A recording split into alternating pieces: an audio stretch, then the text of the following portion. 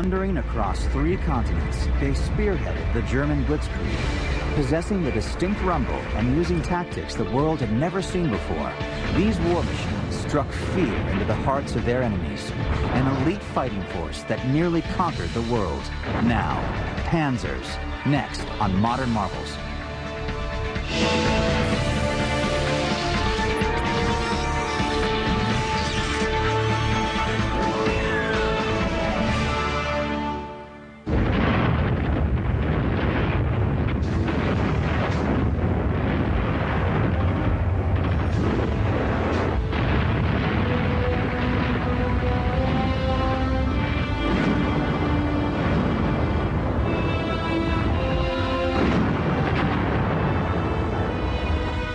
As the war began, Hitler's armored spearhead crushed all enemy resistance with massive combined assaults.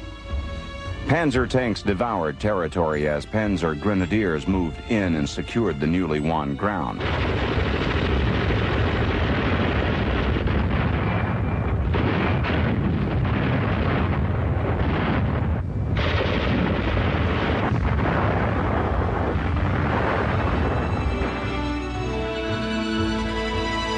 The treads of the Panzers crossed the countryside from Norway to North Africa, from the English Channel to the steppes of Russia. Hitler's general, like Heinz Guderian, the architect of Blitzkrieg, became national heroes. The youth of Germany yearned to be part of the Panzers. For me, there was no doubt in my mind I wanted to be a tank officer. It's very hard to explain, but I think there are many factors to success.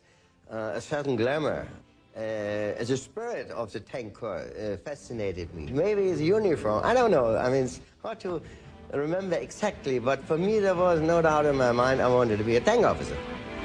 And I was a tank, I became finally a tank officer. But Wolfgang Sterner's first taste of combat came during the Panzer's most difficult fight.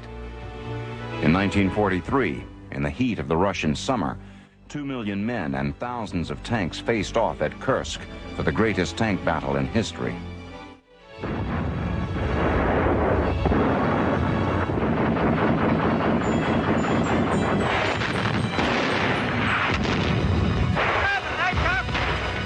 At that time, when I reached the battlefield, of course there were no room for any romantic or other dreams or whatsoever.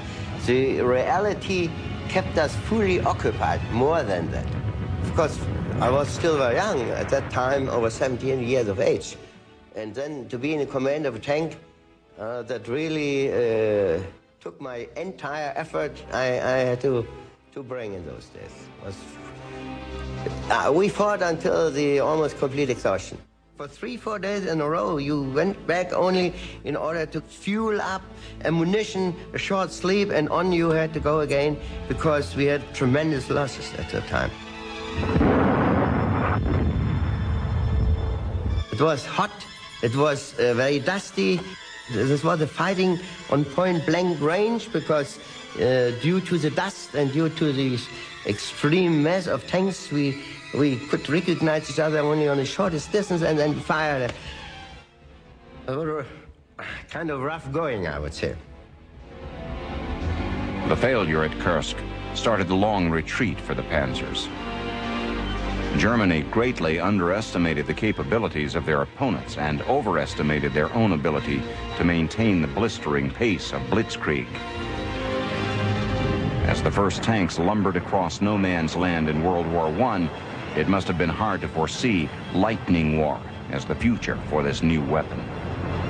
These few tanks, spread over the battlefield, plodded along at a walking pace, like a bunker on tracks to shield the infantry from machine gun fire. The lone exception came in November of 1917 at the Battle of Cambrai. The British massed 400 tanks in the first concentrated armored assault. The British tank offensive at Cambrai was successful in penetrating the German lines, but due to the lack of supporting infantry and artillery, the attack eventually petered out. The Germans were able to reform their lines in front of the British advance. And this is one of the reasons that the German army did not really consider the tank to be an important weapon. The German army fielded only one type of tank during the First World War. The ponderous A-7V, a 30-ton dinosaur with a crew of 18, struggled over the countryside at a top speed of less than 5 miles an hour. By war's end, Germany had built about 20 of these giant tanks. The Germans, of course, had been defeated. They were demoralized. The Treaty of Versailles limited them to an army of 100,000 men with no tanks and no combat aircraft. Germany then was faced with the prospect of having to defend itself with minimal resources. Their leaders had to come up with a way to mobilize the troops so that fewer men could do the job of a much larger conventional army. General Heinz Guderian studied British and French theories of armored warfare, radical new theories that prophesied victory with high-speed tanks and mechanized infantry assaults supported by artillery and air power. While the Allied armies all but ignored the ideas, Guderian tested and refined these new theories with an arsenal of dummy wooden tanks and created the blueprint for Blitzkrieg. In the beginning of the war, I was under his command. The General Oberst Guderian, he was called as the father of the tank units, And his idea was to take all the tanks together, followed by armored infantry, followed by artillery, especially self-propelled, and all the other units must have the same speed in the field as the tank units. But old-school German leaders viewed Guderian as a renegade. They firmly held on to the notion that tanks should be dispersed across a battlefront and operate only in support of the infantry. And Guderian said, no, the tanks must come together and must attack all together. In 1933, a demonstration by Guderian and his small tank force settled the argument. Adolf Hitler, Germany's newly elected chancellor, saw enormous potential and proclaimed, "This is what I want. This is what I will have." And the Panzer divisions were born.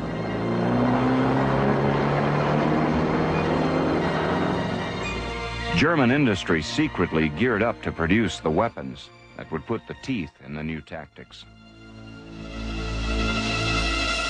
Tanks were called Traktoren to disguise their identity.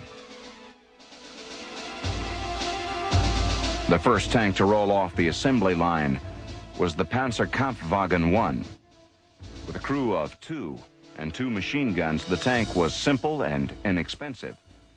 Although armed, this first Panzer was intended only for training. In 1935, the Army received the more heavily armed Panzer Kampfwagen II. With a 20-millimeter gun and crew of 3, this Panzer gave the Army a greater offensive punch.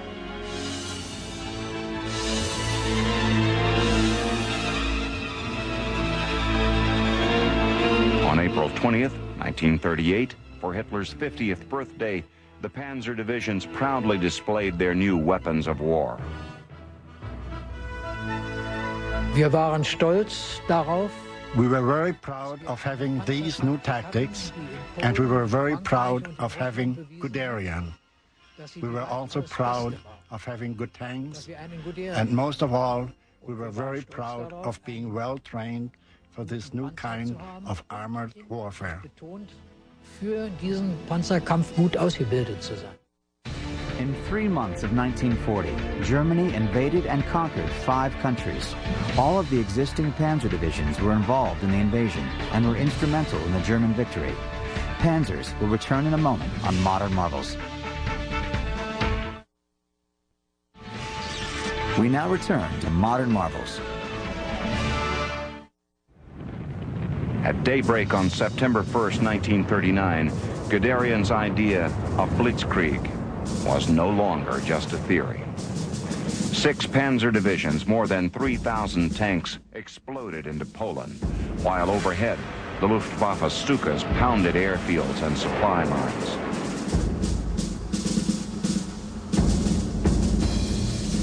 The The Polish army put up a tenacious defense, but their obsolete equipment and tactics offered little hope of holding back the Panzer's steel tide. On September 27th, Poland surrendered to the Germans. The Panzers that paraded before Hitler a few months earlier now marched in victory through the first country to fall beneath the Blitzkrieg. Like a brilliant dress rehearsal, the campaign in Poland prepared the German army for the invasion of France. When the Germans invaded France and the Low Countries on May 10th, 1940, the Germans had fewer tanks, about 2,700, compared to more than 3,000 French tanks and several hundred British tanks. And further, the French tanks were superior in quality, but they were inappropriately dispersed throughout the country. Every division, every unit had some tanks assigned to it that were not located in mass. The Germans, on the other hand, had concentrated their effort in a front less than 200 miles wide at its widest part, and in there they had concentrated their armor. The tactic was a concentrated tactic of concentrating our tanks, followed by the infantry. In the beginning, it was so successful because of the overwhelming force we could muster in a surprise attack.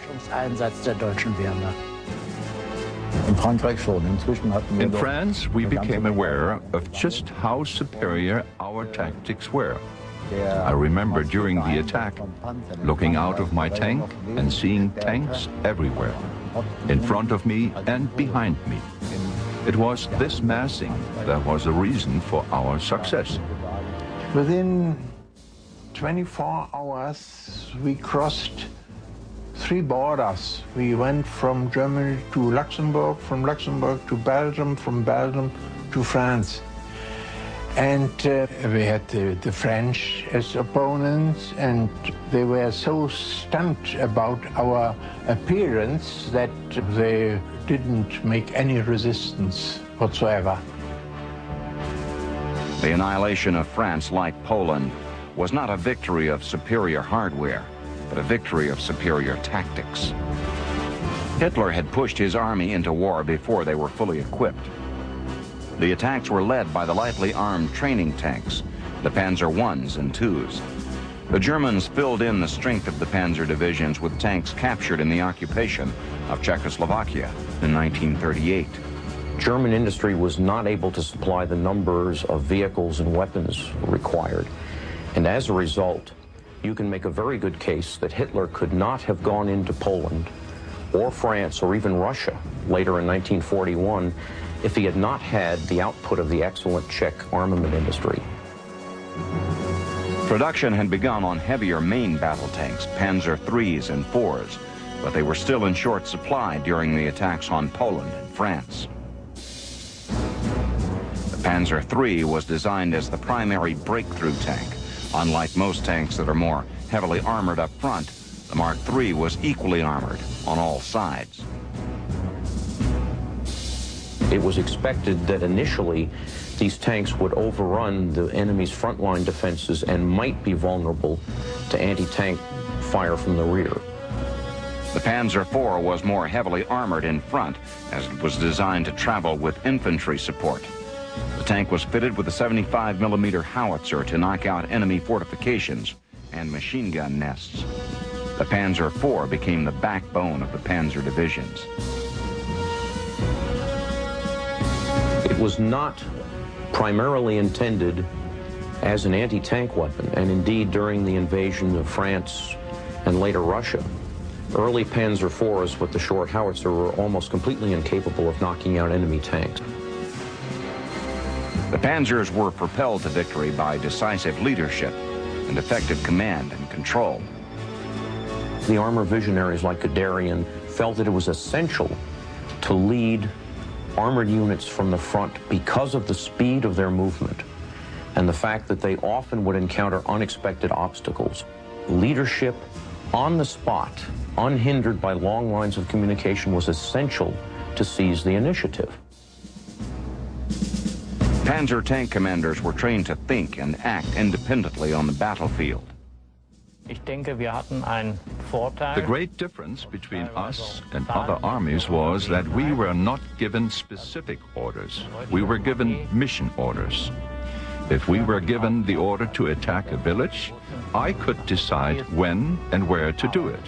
It was my decision how I accomplished this mission. The difference was that I could react to constantly changing conditions on the battlefield as long as I achieved my goal. A network of sophisticated communication lines helped coordinate the combined arms attacks. In a tank division, we had a liaison officer from the Air Force. And this liaison officer gave the pilots exactly where are the targets. It was absolutely a revolution in the beginning of the war on our side. While their opponents communicated with archaic hand signals and flags, the Panzers were fitted with state-of-the-art FM radio gear. Our tanks was equipped with communication lines. And we can talk from one tank to another. The platoon commander can talk to all tanks, and the company commander can do it also. But the leading of the tanks was very simple. We used to have certain codes we applied and which we changed, if possible, from day to day. I can remember one word, it was enemy infantry, was the word Prediger Ölsardinen. Now that means preacher and sardines. So, I mean, it is just one thing I remember. But radio connection was absolutely a must and very important. Over the radio, we can talk all together in the tank. The crew commander to the driver to the operator to the loader, and to the signalman. And the communication was excellent, given by not this microphone, but living here. It was excellent. Ingenious throat microphones didn't transmit the deafening tank noise and helped create an efficiency within the crew unmatched by opposing armies. In February of 1941, Erwin Rommel, a hero of the Battle of France, was dispatched to North Africa to aid the faltering Italian campaign against the British. Rommel's daring tactics redefined the concepts of blitzkrieg. He regarded the tank as the raiding weapon supreme. He was able to develop tactics that used small groups of tanks and other arms that would penetrate deep into the enemy's rear, getting behind the lines, turning up where he was least expected. And he did this by personal example, leading either with the tanks themselves or flying over them in a light aircraft, but always up there, pushing, chivying, much the same way as Guderian had done in 1939 and 40, but Rommel carried it to a greater extreme, and he wanted to be there to keep behind, to keep the momentum going all the time. He was a raider. Und Rommel ist unser selbstverständlich für einen Afrikamann. Rommel was our idol for all of us who served in Africa. But we would have preferred if he wasn't always so far out in front. We were always worried about his safety. Von der Front rückwärts sich aufgehalten hätte. Rommel, the Desert Fox, consistently outmaneuvered his adversaries using fewer tanks and men. Rommel was particularly good at using his tanks as a screening force to draw out the British into range where he could then fight with what was his major anti-tank weapon, and that is the dual-purpose 88mm gun. The 88 was, in North Africa, practically a wonder weapon. It was able to knock out any Allied tank at a range of 2,000 yards or better. Operating across the open desert like ships at sea, Rommel and the Afrika Korps drove the British back into Egypt in less than a month. Rommel's leadership gave his troops a sense of invincibility, a feeling that would prove to be short-lived. In the beginning, I had no fear because I had not felt any pain. I had not been wounded, not burned. Fear came a little bit later. In 1998, Daimler-Benz, the largest manufacturer of the German Panzer, merged with longtime rival Chrysler, maker of the Sherman tank, in the biggest industrial marriage ever. The new company is the 5th largest automaker in the world. Modern marvels will return in a moment. We now return to modern marvels. The Germans struck so quickly with such massive forces that they completely overwhelmed the initial Russian defenses. Even though those defenses were extensive, the Russians had over 20,000 tanks on the western frontier, a couple of million troops, thousands of aircraft, and yet within 6 months, the overwhelming majority of this force had been captured or destroyed. Overconfident from their early victories, the German army was slow to upgrade their tanks. Their intelligence had failed to warn them of the deadly Russian T-34 tank. Our infantry and our soldiers, it was shocking because they cannot do anything against this T-34. Because it was a very, very simple but a strong tank. A simple, decent engine, no comfort inside the tanks, but a very, very big and excellent gun. On the 12th of July, I saw the first T-34 attacking our regiment. It was 3 tanks, 3 34 tanks. And our guns was not strong enough to kill the T-34. So that the first 34 was killed running against another. And the crew commander from our tanks, he jumped over and put a hand grenade into the Russian tank.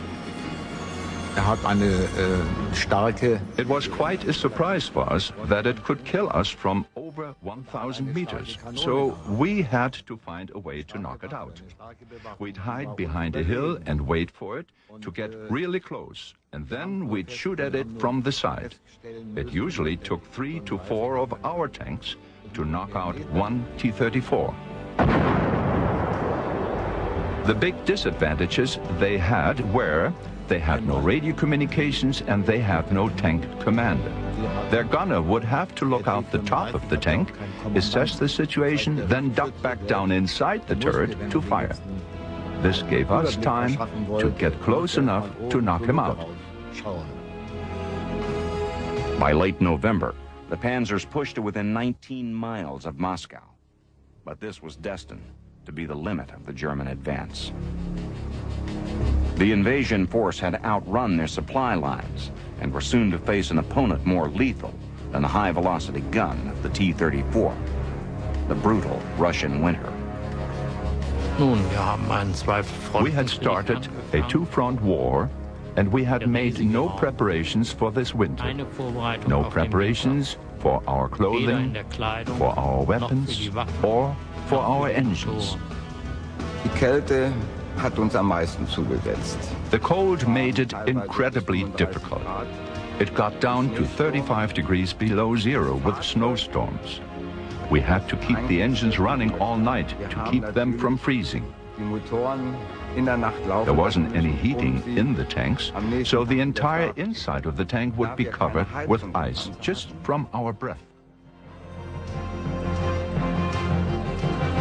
All the pipes in our tank frozen, and we got no fuel, no ammunition, no men, and the men were without coats and winter clothing. It was horrible, you know. There were few hospitals in the front. Everybody had the absolute will to stay healthy, because if you were wounded, it was more or less a death sentence. In December, the Russians launched a counteroffensive with troops well prepared for the frigid climate. On the frozen steppes of Russia, the Panzers endured their first defeat.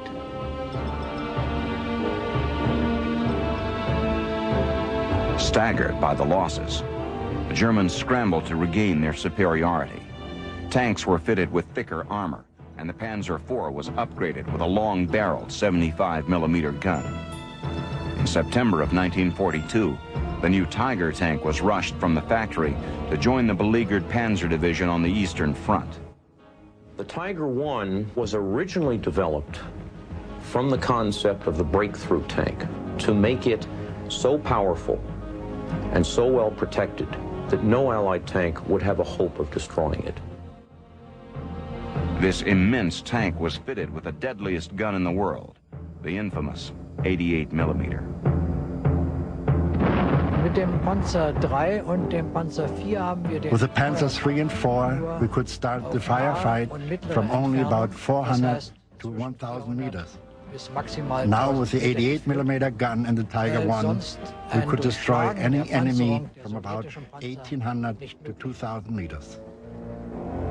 We could now go into battle with a great feeling of confidence and superiority. I remember at the end of 1942 on the Northern Front, I was in the Tiger and I was faced with 30 enemy tanks. I was able to knock out 15 of them without being hit.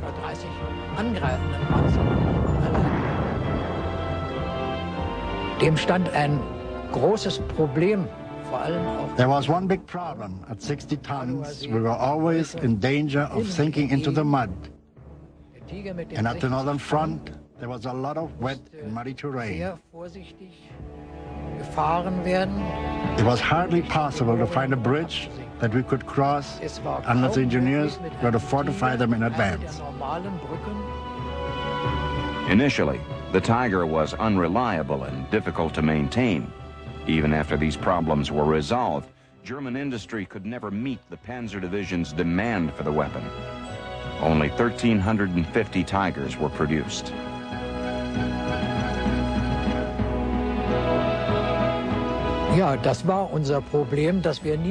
The fact was, it was never a battle one-on-one.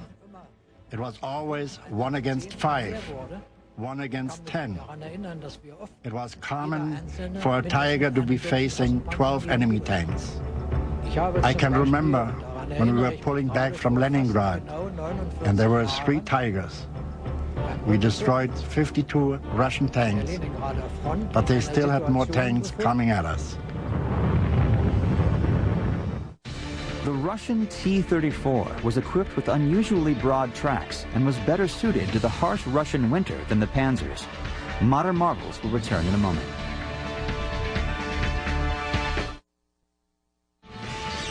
We now return to modern marvels.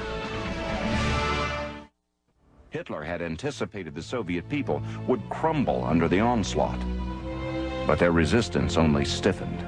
Hitler launched ill-conceived offensives in Leningrad and Stalingrad. The armored force was desperately drained of equipment and men. In the summer of 1943, the Germans regrouped. Hitler massed his forces for Operation Citadel and advanced against a salient that had developed in the Russian lines near Kursk. Hitler had delayed the attack until his new Panther tank had reached the battlefield. By contrast with the Tiger, the Panther was a much lighter, much more balanced vehicle. It was well armoured. It was the German equivalent of the T-34. In fact, the T-34 in many ways influenced the design concepts that grew into the Panther. Like the Russian tank, it was designed with sloped armor, an innovation that better protected the crew. The firepower of the Panther's high-velocity 75-millimeter gun was even more lethal than the Tiger's 88. From 1943 onwards, it was the one tank that most of the Russian and Allied tank crews really feared, far more than the Tiger. The Panther was a real present for us tank soldiers. It had a much better protection and a much stronger gun. Now we could engage the enemy at well over 1,000 meters. With the arrival of the Panther, Hitler was ready for the assault. However, Russian intelligence discovered the plan, and the Soviets braced for the attack. With the help of civilians, they dug 3,000 miles of trenches and buried 400,000 landmines. Along the defensive front, they placed more than 400 artillery guns and mortars per mile. Guderian pleaded with the Fuhrer to reconsider his plan, Such an attack would negate all the advantages of blitzkrieg. There would be no mobility, no surprise. The men of the Panzer Corps would not be the highly trained elite force that entered Poland and France. Wir hatten durch den Ausfall von Later in the war, those who replaced the casualties became younger and younger. They didn't have any experience, so the old staff sergeants took them aside and said, "Now, my boy, listen. You follow our advice, we'll tell you what to do, and if you don't listen, you'll be dead tomorrow." Mach das so, wie wir das gelernt haben, sonst bist du morgen tot. July 4th, the battle began. 2,700 German tanks squaring off against 3,600 Soviet tanks.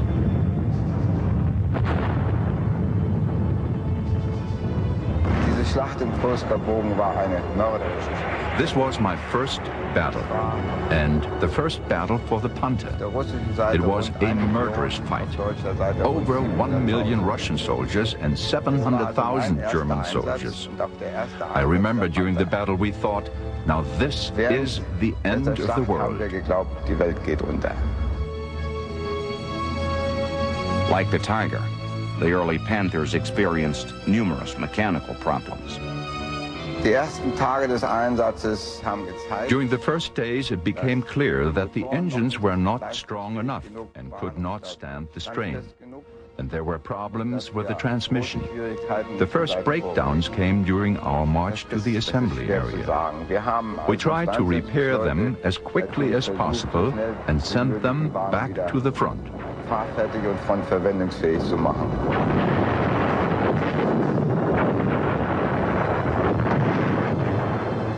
In the first couple of days, it looked like the Germans had some success, but eventually they simply ground themselves to pieces on the Russian defenses, and when it was over, the German panzer forces were emasculated. They were no longer able to conduct warfare as they'd conducted it in the past. In 50 days of fighting, the Germans lost over 500,000 men and 7 complete panzer divisions. The panzers were forced into a long retreat and a brutal battle of attrition. The Luftwaffe had lost air superiority, leaving the tanks easy prey for the Aleutian Sturmovik ground attack aircraft. For me, the worst thing was if we were under air attack. Now, if you are in a tank and they attack you, then you are completely helpless. You feel like a decoy there. Like if the fighter planes are above you and you have nothing to fight them, and you know it's only a matter of time before they get you, then the feeling is lousy, so to speak. The day that Adolf Hitler sent his tanks across the Russian borders, the day that he lost World War II, there was no way that the Germans could occupy the Soviet Union. The fact was that the Soviet Union was a nation of over 140 million people, whereas Germany had only 50 million. And in a war of attrition, the larger nation was likely to prevail. In North Africa, the German forces were also feeling the crushing effect of the two-front war. Fuel and supplies ran perilously short, and air support was virtually non-existent. When I was there, we had to make the best of everything. Very, very few tanks, long lines stretched out to be protected by just a few. We didn't have enough ammunition. We didn't have enough gasoline. We were also afraid that there was sabotage. I remember that I put a finger in the jerry can, you know, sniffing whether there was any water mixed in it, because we feared sabotage. I remember sometimes we went into battle and were not gassed up fully. So we just hoped it would be sufficient, you know. The Allies had broken the German secret radio codes so they could intercept and sink supply ships before they reached port. Rommel was continually forced to scrounge fuel where he could find it, to use captured equipment. In May of 1943, when the final German units in Africa surrendered, almost 85% of their motorized transport consisted of Allied vehicles. The last tanks the Germans had basically ran out of fuel and had to be destroyed. The time was over for Blitzkrieg. Blitzkrieg is something that happened in Poland and in France. In Africa, at the end, there was certainly no Blitzkrieg. During the Battle of France, the 7th Panzer Division earned the nickname Ghost Division because no one knew where it was, including the German High Command. Panzers will return in a moment on Modern Marvels. We now return to Modern Marvels. When the Allies invaded Europe in 1944, their main battle tank was the M4 Sherman. The Sherman was rugged, reliable, highly maneuverable, and simple to maintain. However, the Sherman was thinly armored, and its gun was incapable of knocking out the German Panther and Tiger. We could kill a Sherman at a much greater distance than they could kill us. Their gun was not as powerful as ours, and it was obvious in a shootout we could get a lot more of them than they could get of us. One hit on the Sherman, and it caught fire right away. We called the Germans Ronsons after the Fireleiter, because mostly with the first round they blew up. The Sherman always went up, stood in flames with the first round. The Allies had to devise creative ways to cope with the German technology. Captured German tanks were shipped to the U.S. Army's Aberdeen Proving Grounds in Maryland. German tanks are brought here to Aberdeen and they are tested. They're tested in a lot of different ways. They test them automotively. They drive them across a thing called the wash rack. They drive them up and down hills to see what kind of grade they can climb. They drive them up against obstacles to see how much of a vertical clearance they can take. They fire round after round into them to see where the weak points in the armor are. And after a while, a picture emerges of just how effective these things are. And that intelligence information is disseminated to the field. For instance, the early Panther has the gas tanks located aft, and they are exposed. And if you know where the gas tanks are, you want to aim for the gas tanks, because you're not going to penetrate the frontal armor with a 75 gun on the Sherman. But knowing where the gas tank is, you can aim for that position and kill the tank. The Germans knew that we were doing this type of testing. They were doing the same thing to our stuff. This is a common, everyday practice in war. In December 1944, the Germans launched their last full-scale Panzer offensive at the Battle of the Bulge. Now, late in the war, they fought with some of the most innovative weapons in the history of warfare. The fight marked the debut of the King Tiger tank. The King Tiger was the heaviest tank ever to appear on any battlefield. It was a real massive brute, 68 odd tons, an 88mm gun, really thick armour. To most Allied tanks, if a King Tiger appeared on the battlefield, you found an excuse and left. But they suffered the same tactical drawback as the original Tiger did. They were very, very slow. They were so slow and cumbersome. To actually move them, even on a battlefield, was a major operation. But the Germans could never produce their weapons in the quantities necessary to hold off the Allies. In Germany, production of tanks and other heavy military vehicles was turned over primarily to heavy equipment manufacturers who were used to building heavy trucks, railroad locomotives, and dockyard cranes in fairly limited numbers, so that they didn't develop a good idea of the mass production that was possible. In the United States, production of military weapons was turned over primarily to the major automotive manufacturers who were used to building tens of thousands of vehicles in a short period of time. The Germans built approximately 5,500 Panther tanks, and the Americans built 52,000 Shermans. You had two great advantages. You had the greater number, And the greater reliability.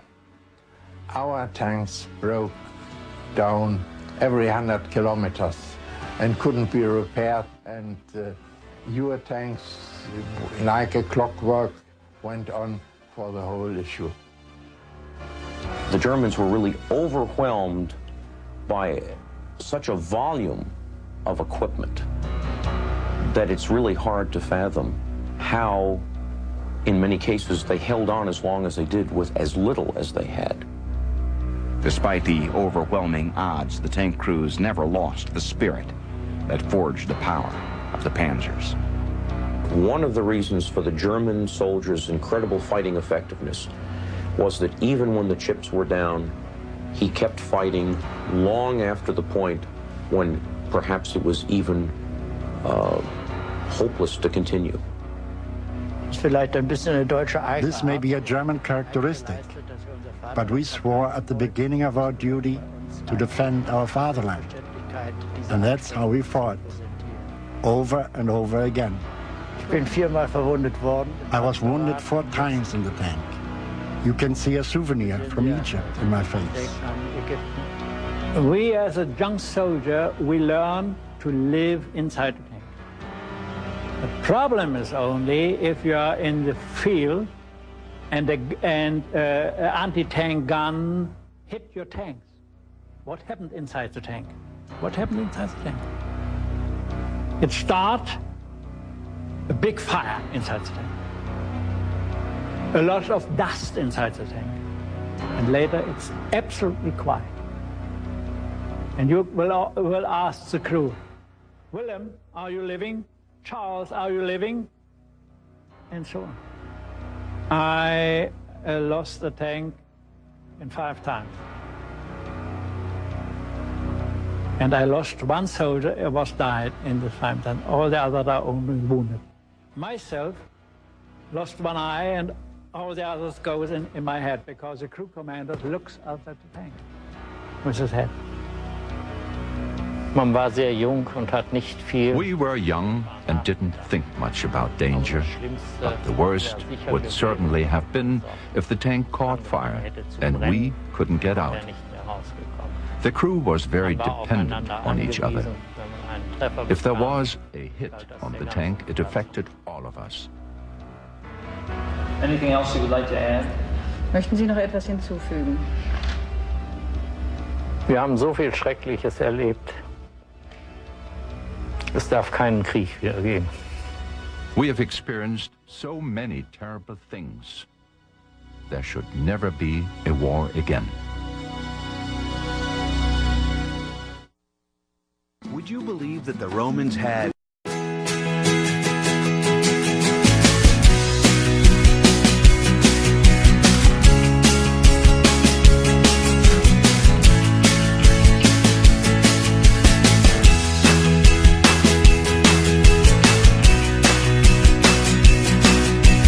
on ground?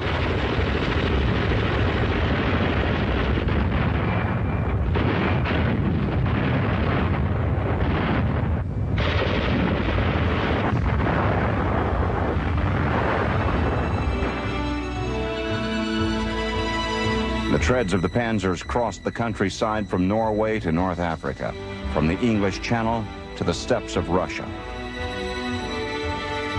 Hitler's general, like Heinz Guderian, the architect of Blitzkrieg, became national heroes. The youth of Germany yearned to be part of the Panzers. For me, there was no doubt in my mind I wanted to be a tank officer. It's very hard to explain, but I think there are many factors to success.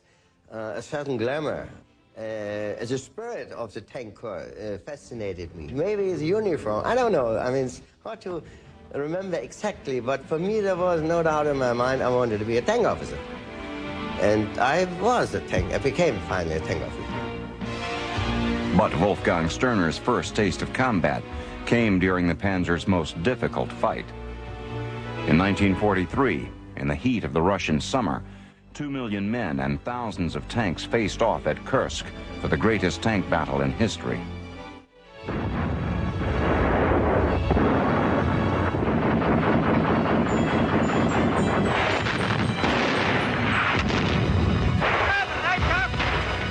At that time, when I reached the battlefield, of course there were no room for any romantic or other dreams or whatsoever. The reality kept us fully occupied, more than that. Of course, I was still very young at that time, over 17 years of age. And then to be in command of a tank, that really took my entire effort I had to bring in those days. We fought until the almost complete exhaustion. For 3-4 days in a row, you went back only in order to fuel up ammunition, a short sleep, and on you had to go again because we had tremendous losses at the time. It was hot, it was very dusty. This was a fighting on point-blank range because due to the dust and due to the extreme mass of tanks, we could recognize each other only on the shortest distance and then fire. Kind of rough going, I would say. The failure at Kursk started the long retreat for the panzers. Germany greatly underestimated the capabilities of their opponents and overestimated their own ability to maintain the blistering pace of blitzkrieg. As the first tanks lumbered across no man's land in World War I, it must have been hard to foresee lightning war as the future for this new weapon. These few tanks, spread over the battlefield, plodded along at a walking pace, like a bunker on tracks to shield the infantry from machine gun fire. The lone exception came in November of 1917 at the Battle of Cambrai.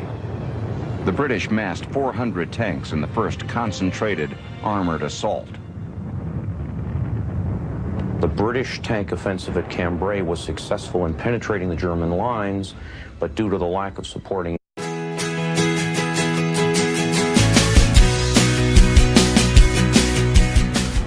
Thundering across 3 continents, they spearheaded the German blitzkrieg. Possessing the distinct rumble and using tactics the world had never seen before, these war machines struck fear into the hearts of their enemies. An elite fighting force that nearly conquered the world. Now, Panzers, next on Modern Marvels.